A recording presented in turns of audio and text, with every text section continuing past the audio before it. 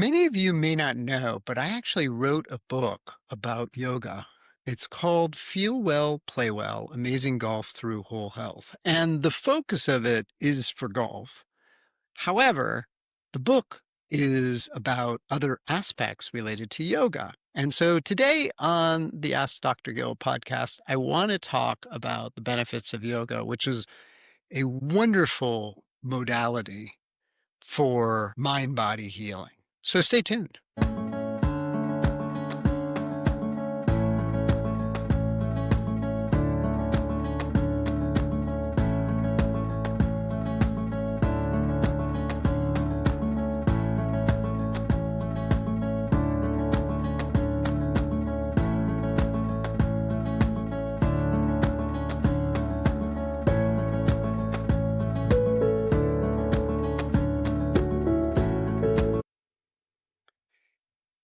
Hello and welcome to Ask Dr. Gill. I'm your host, Dr. Gil Winkelman. And today on the podcast, what I want to talk about is the science and aspects of yoga as it relates to health. And this is a huge topic, by the way. There are tons of books about yoga, and some of them are incredibly powerful and deep. Yoga, by the way, means union, which in the traditional sense, it's about merging with spirit. In other words, you lose ego's dissolution and you're into the whatever the greater all is. It's very much, originally was a religious construct, and the yoga that we know of in the United States, most people focus on just the movements, which is called the asanas. Those are the poses that are about that. But there's other aspects to yoga, and we'll talk a little bit about this. I do want to point out that what I have noticed with yoga, and a number of people at the studio that I go to have mentioned that they do it to help their anxiety. And it's really interesting to hear that. It's interesting because I think that there are subtle aspects about doing it with other people that we don't appreciate. And I'm going to get into that in the show today. So the first thing that I want to talk about with yoga is the poses themselves are designed to help various muscle groups. And I talk about this in my book as it relates to golf. And I go through the muscle groups that it's really good for. Now, there's a great movie called The Yin and Yang of Jerry Lopez that you could probably watch on YouTube for free, where you used to be able to. I don't know if you still can, but that movie is about the life of Jerry Lopez. Jerry Lopez is a surfboard shaper. He's from the island of Oahu, and he doesn't live here anymore, as far as I know, but he basically surfed his whole life. And he is I think he's almost 80. And recently he learned how to foil, which is basically where you're surfing on a board, and underneath the board is attached this metal piece with two almost like wings. And the foil comes out, it lifts out of the water. Surfing is hard. Foiling is really hard. And the fact that he learned at such an age is incredible. And it's even more incredible when you realize that most people stop surfing in their 70s because they lose flexibility. And in the movie, he talks about that yoga actually has allowed him to continue surfing. And he actually leads yoga retreats, or he did at one point. What's interesting, though, is it's not just about the physical flexibility. It's also about mental flexibility, because oftentimes when we're challenged, we just give up.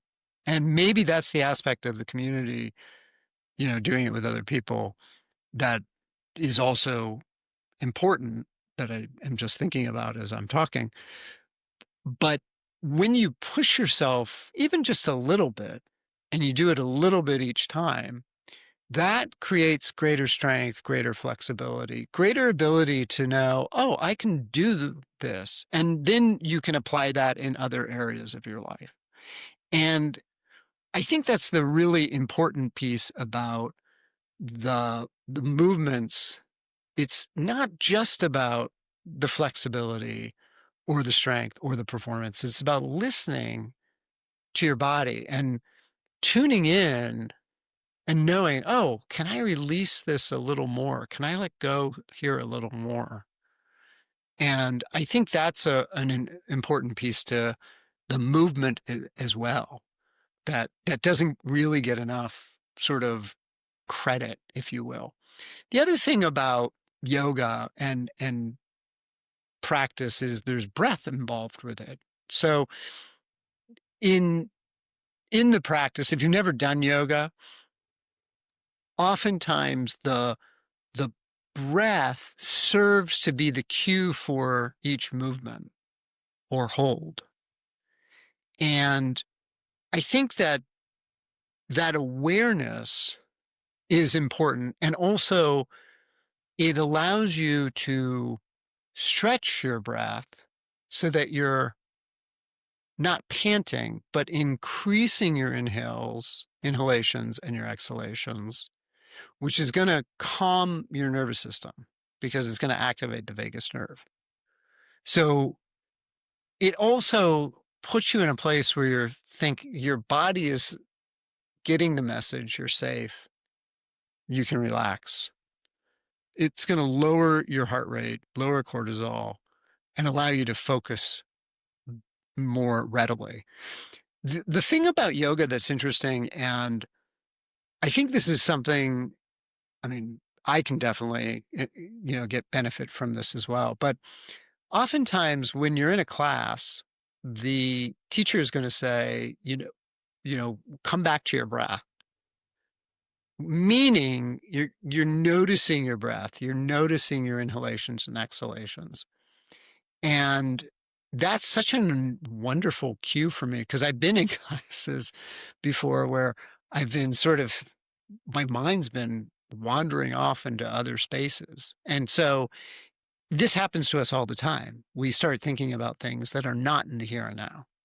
And so putting that into action as you're moving and trying to hold a pose when it's uncomfortable, that's something that you can then take off your mat and realize, oh, I can handle this. I can come back to my breath wherever I am. And I've noticed that, by the way, with my golf game when I was playing, and certainly with surfing, which is way more stressful and dangerous than golf in a lot of ways. It's like I can come back to my breathing and sit with that and realize, okay, I'm okay. Like this is okay. So now yoga is also about meditation. And meditation, in fact, part of the purpose of yoga is to be able to sit longer in meditation. Because sitting if you've ever done a meditation practice or meditation retreat, sitting for a long time can be quite uncomfortable after a while. The purpose of meditation, I'll get into in a minute, but the poses help your body stay flexible so that you can sit for longer, whatever position that is. Now, oftentimes we think of meditation as sitting on a cushion cross-legged. Some people kneel. It actually changes depending on your location. And it's kind of interesting. In Thailand, for example, you're not supposed to put your feet towards the Buddha because your feet are considered unclean. And it's rude to put your feet that way. So usually people would sit on their feet, kind of on their legs compressed. And it's in yoga, it's called hero's pose, if you know yoga. And sometimes you have a little bench you sit on, you put your legs, your calves are under the bench and your thighs are sitting on top of the bench, which gives you a little more space. But that compression that can happen, that's one of the yoga poses. And if you practice it as part of your practice, you can actually do it for longer. So that's part of it as well, is that physical aspect of just sitting. Meditation, by the way, is really powerful for health and healing. Slowing the mind down, reducing the fear centers, strengthening the prefrontal cortex, which then supports emotional regulation.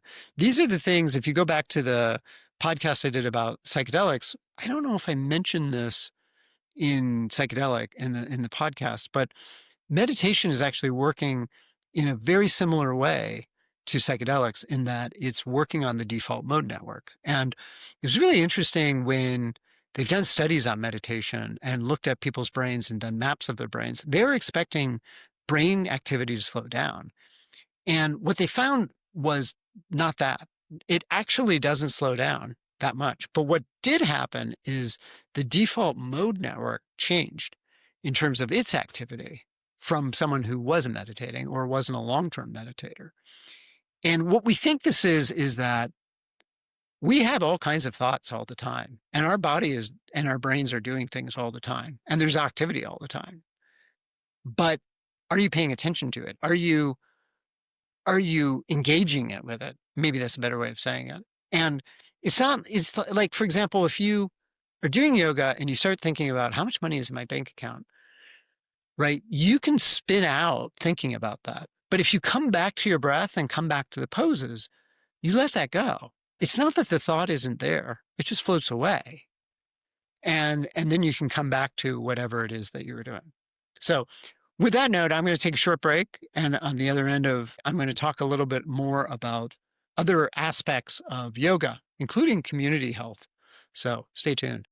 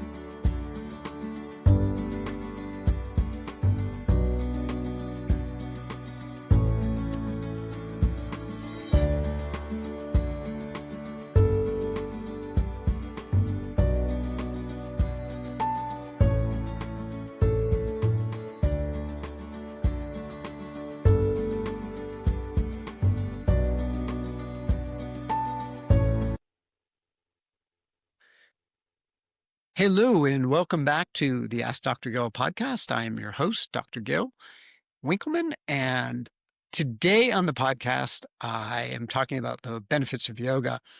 Before I go on, I just want to say that if you have any questions or comments, please feel free to send an email to info at askdrgil.com, and I'll be happy to answer questions if possible with what you have. And if you have a show topic that you'd like to hear, that would go with that too. So, okay, so I've been talking about yoga and a little bit about meditation. Some of the other aspects of yoga actually have to do with nutrition. And one of the interesting things that from my book that I found that I am still fascinated by is how athletic performance is affected by dehydration. And if you do not drink enough water on a round of golf, you can lose as many as 4 to 6 strokes per round just from dehydration. And this applies to all kinds of things, by the way. It's not just about golf, because what I've seen is that, for example, I'll talk about myself personally. When I surf, if I become dehydrated, I notice myself not making either as good of choices in terms of wave selection, but also my coordination isn't quite the same, which, by the way, is very important in surfing. And so it's applicable to a lot of things, but it's also applicable in terms of most work situations as well. If you're dehydrated, your ability to make decisions is impaired in some way. And many people are chronically dehydrated.